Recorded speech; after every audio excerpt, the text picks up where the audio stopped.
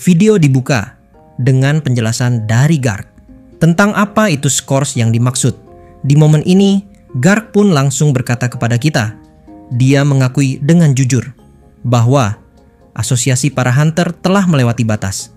Seharusnya tugas mereka hanyalah mendukung para hunter, menjadi fasilitator, bukan pengendali. Namun belakangan ini arus kejadian yang datang terlalu deras. Insiden demi insiden menghantam tanpa henti, dan titik terparahnya adalah saat Code jatuh. Sejak itu mereka tidak mampu lagi menanganinya. Situasi ini belum pernah terjadi sebelumnya. Bahkan Garg sendiri tampak tak percaya dengan apa yang harus ia sampaikan. Di balik layar, kegaduhan diam-diam mulai mengalir di antara rekan-rekan Cry yang mendengar. Semua tahu, ibu kota belakangan ini memang berada dalam kekacauan. Kutukan misterius sempat melanda dan asosiasi harus turun tangan secara langsung. Kejadian itu menyita energi, memecah fokus, dan menguras habis tenaga operasional mereka. Dan memang benar, kutukan itu sebagian ada hubungannya dengan Cry. Tapi hanya sebagian. Yggdra juga sempat menjadi medan kekacauan, tapi Cry tak banyak ikut campur di sana. Jadi, kenapa dia yang justru dikenai sanksi? Pertanyaan itu menggantung, sampai Garg akhirnya mengungkap alasan sebenarnya. Kasus kutukan masih belum sepenuhnya terselesaikan. Lalu ada masalah sisa reruntuhan Code yang harus dibereskan. Baik asosiasi maupun kekaisaran Zebrudia kini benar-benar kehabisan tenaga. Mereka tak lagi punya ruang untuk kesalahan berikutnya. Garg menjelaskan, semua ini awalnya adalah bantuan yang mereka sendiri minta dari para hunter. Tapi kalau Cry terus membawa masalah tambahan, maka kata tamat bukan lagi sekadar ancaman. Ini bukan keputusan biasa. Ini adalah keputusan langsung dari pusat dan kekaisaran Zebrudia. Biasanya, asosiasi tak akan ikut campur sampai sejauh ini. Para hunter adalah individu bebas.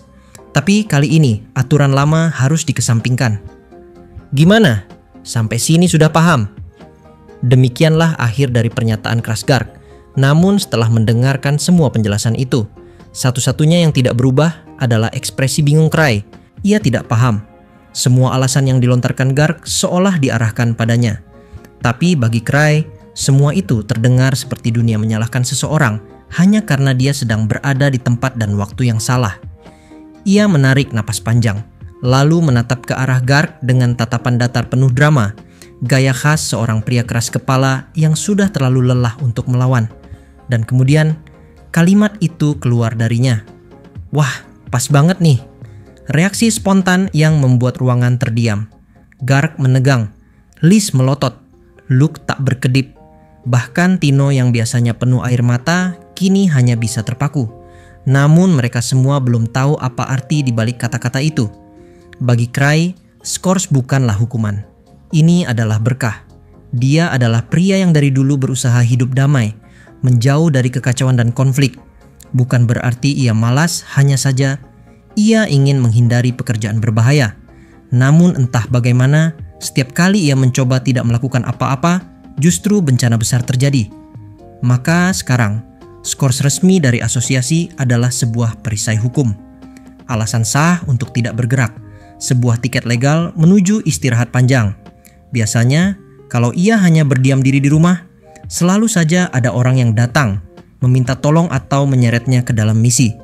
Tapi sekarang, jika seseorang mencoba memaksanya, Cry tinggal menunjukkan surat skors dari asosiasi. Ia tidak bisa bekerja, bukan karena tidak mau, tapi karena dilarang. Sebagai clan master dari First Steps, mungkin masih ada pekerjaan administratif yang menunggu. Tapi Eva ada di sana, ia bisa mengurusnya. Dan lagi pula, Cry merasa tidak keberatan mengurus dokumen-dokumen ringan sesekali, selama tidak mengharuskannya keluar rumah. Kini, ia punya alasan kuat. Jika ada yang bertanya mengapa ia tidak ikut dalam operasi penting berikutnya, jawabannya sederhana. Ia sedang menjalani masa skors. Ia tidak menolak kerja. Ia hanya sedang patuh pada aturan. Dan dengan itu, Cry menyandarkan tubuhnya dengan tenang, membiarkan dunia terbakar tanpa dirinya di dalamnya. Intinya, dengan adanya hukuman skors ini, Cry pun jadi punya alasan buat bisa pensiun dengan damai. Setidaknya, itulah yang ada di dalam pikiran dari Cry. Dia mencoba mencari pembenaran atas semua hukuman skorsnya itu. Tapi setelah terdiam beberapa saat, Cray yang sangat penasaran kini akhirnya kembali memikirkan hal lain, lebih santai, lebih ringan, dan tentu saja lebih menyenangkan. Meski baru saja dijatuhi sanksi, pikirannya sudah melompat ke hal-hal yang bisa dilakukan selama masa bebas tugas ini. Pertanyaan pun mulai muncul di benaknya dengan logika yang khas dari dirinya. Skors itu sebenarnya seketat apa sih? Apakah ia masih boleh jalan-jalan di sekitar ibu kota? Sekadar keluar dari Clan House untuk menghirup udara, mungkin beli cemilan manis atau main sebentar ke toko relik. Ia tahu kemungkinan besar dilarang keluar dari ibu kota, jadi rencana liburan jauh tentu harus dicoret. Tapi di dalam kota masih banyak hal menarik yang bisa ia lakukan. Dan begitu pikiran itu mengalir, wajahnya pun dipenuhi senyum kecil. Jenis senyum seseorang yang sudah menyusun rencana rehat produktif. Ia mulai menyusun daftar di kepalanya. Pertama, relik-relik koleksi lamanya sudah lama tidak ia rawat. Mungkin inilah saatnya mengelap debu dan memeriksa ulang fungsinya. Kedua, ada smartphone baru yang belum sempat ia otak-atik lebih dalam. Ketiga, dan yang paling penting, sudah terlalu lama sejak terakhir kali ia menjelajah dunia dessert untuk mencari hidangan manis terbaik bagi sang tuan putri. Misi pribadi yang ia nobatkan sebagai sakral. Namun di tengah lamunan indah itu, suara keras dan nyaris gemetar dari arah Gark memutus semuanya. Dengan ekspresi seperti sedang menahan kehancuran dunia, Gark meledak. Tidak perlu mencari-cari batasannya. Nada suaranya penuh tekanan, nyaris seperti teriakan terakhir seorang pria yang sedang berdiri di tepi jurang mental. Ia menatap Cray seperti menghadapi bencana yang sudah terlalu sering datang dalam hidupnya. "Cray, kau diam saja di ruanganmu. Kumohon, paling tidak sampai situasi agak tenang. Paham?" Cray sempat terdiam, tapi setelah beberapa detik berpikir, ia hanya mengangguk santai dan mengangkat bahu. Kalau sampai Gark berkata begitu, berarti ini memang serius. Dan jujur saja, ia sendiri sebenarnya tidak keberatan. Ia menyetujui larangan itu tanpa perlawanan. Tidak keluar kamar? Tidak masalah, justru ia menyambutnya dengan hangat. Ia suka berada di rumah. Suasana tenang, tidak ada monster, tidak ada ledakan, dan yang paling penting, tidak ada orang yang menyeretnya ke misi aneh. Memang ada kerugian, seperti tidak bisa belanja langsung ke toko. Tapi itu bisa diakali. Tinggal minta tolong orang lain. Sebenarnya ia ingin pergi sendiri, tapi sekarang kan dia resmi sedang menjalani skors, harus patuh. Gark masih memandangnya dengan curiga, seolah tidak percaya Cray akan mematuhi aturan seketat itu. Tapi Cray tahu batasannya. Jika hanya disuruh berdiam di ruangan, itu justru salah satu bidang keahlian utamanya. Tentu kalau tiba-tiba ada musuh yang menyerang markas, itu cerita lain. Tapi kalau cuma diam di ruang master clan, jelas aman. Ia bahkan sempat mengira Gark akan menugaskannya hal aneh, mungkin kerja administratif atau penyamaran dadakan. Namun kenyataan berkata lain. Bukannya disuruh bekerja, dia malah diminta untuk tidak melakukan apapun. Dan bagi Cray, ini adalah bentuk hukuman paling sempurna. Ia menerima skors dengan penuh semangat, seakan-akan baru saja memenangkan liburan impian. Senyum kecilnya mengembang, sementara tubuhnya santai seperti baru pulang dari pemandian air panas. Namun, seperti biasa, kedamaian itu tak bertahan lama. Tiba-tiba, suara Sitri memecah suasana. "Tunggu sebentar, Garksan." Nada bicaranya berbeda. Bukan penolakan, bukan kemarahan, justru terlalu tenang. Dan itu lebih berbahaya. Gark mengangkat alis, jelas tak suka nada itu. "Ada apa?" Sitri tetap tersenyum manis. Senyum yang tidak membawa ketenangan, tapi justru isyarat akan kekacauan mendekat. Ia mengangkat satu tangan, lalu membuat gerakan yang sangat familiar bagi semua orang yang hidup dalam sistem misi dan insentif, gerakan menghitung uang. Hening pun menyapu ruangan. Tatapan Gark seketika berubah. Rasa lelah yang tadi hanya samar, kini makin dalam. Wajahnya makin suram, seolah baru sadar ada lubang neraka lain yang belum ia tutup. Karena satu hal penting baru saja terlewatkan, dan semua orang tahu apa itu. Sanksi skors berarti tidak bekerja, dan tidak bekerja berarti tidak ada pemasukan. Untuk seseorang seperti Cray yang memegang posisi sebagai clan master, konsekuensinya bisa meluas.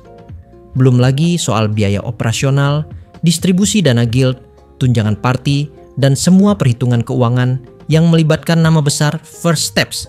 Dan sekarang, semua itu sedang ditahan. Wajah Cray masih polos. Ia belum mengerti arah percakapan ini akan mengarah kemana. Namun yang pasti, di balik senyum Sitri dan keheningan Garg, badai baru mulai menggelinding. Bukan dari medan pertempuran, melainkan dari buku akuntansi.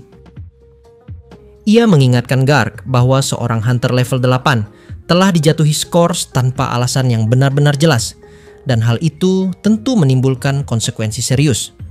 Meskipun ia paham situasi kacau yang menimpa asosiasi, mereka tetap membutuhkan kompensasi. Garg menjawab dengan cepat. Tidak ada waktu untuk berdebat soal formalitas. Ia berkata bahwa pihak asosiasi akan menghitung pendapatan Grieving Souls selama sebulan terakhir, lalu memberi jumlah yang setimpal sebagai kompensasi. Selesai, sesimpel itu. Tatapannya tajam, tegas, tidak memberi ruang untuk sanggahan. Tapi justru di momen itu, pikiran Cray yang sejak tadi berlayar ke tempat lain muncul dengan pertanyaan konyol. Jadi, aku tidak bekerja tapi tetap dibayar. Kepalanya mulai berputar penuh imajinasi. Apakah mungkin skors ini masih bisa diperpanjang jadi permanen? Ia baru saja membayangkan hari-hari tenang, jauh dari monster, jauh dari ledakan, jauh dari sistem evaluasi dan pelaporan. Ketika suara Liz menembus lamunannya. Dengan mata menyipit curiga, Liz menyentil Garg dengan nada menyindir. Ia mempertanyakan logika hitungan sebulan terakhir. Bukankah selama periode itu mereka sudah melakukan eksplorasi besar di lautan hutan Yggdra, bahkan sampai menaiki World Tree?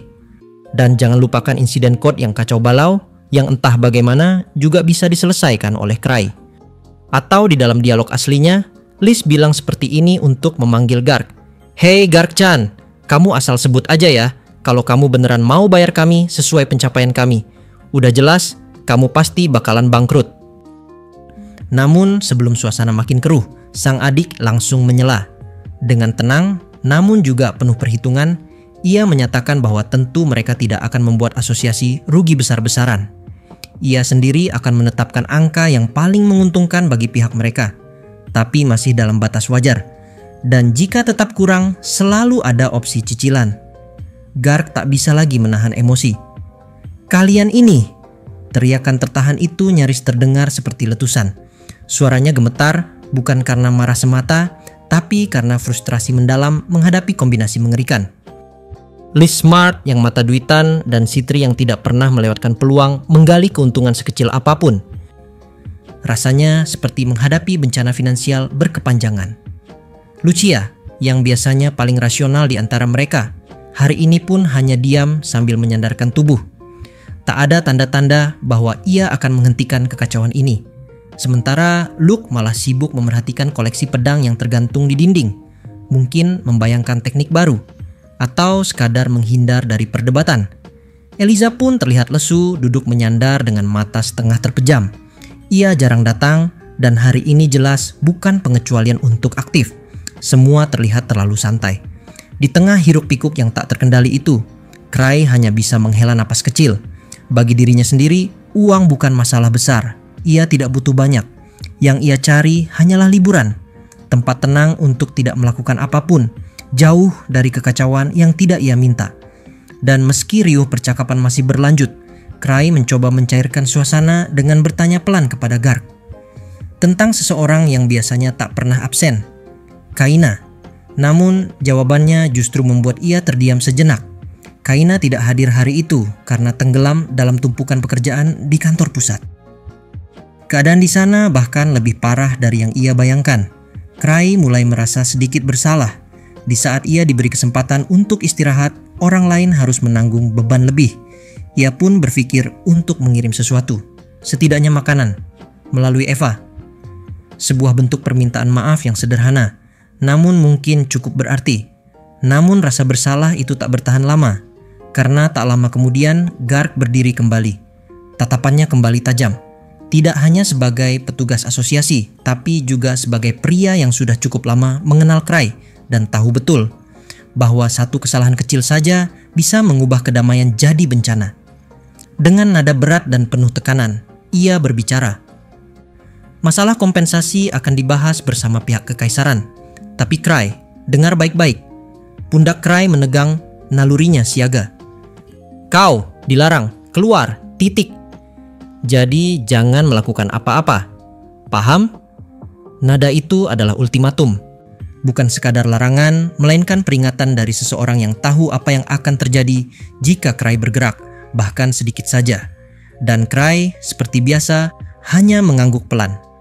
Dalam hati, ia tahu, skors ini mungkin tampak seperti liburan. Tapi sebenarnya, ini adalah pagar tinggi yang dibuat demi melindungi dunia dari dirinya sendiri.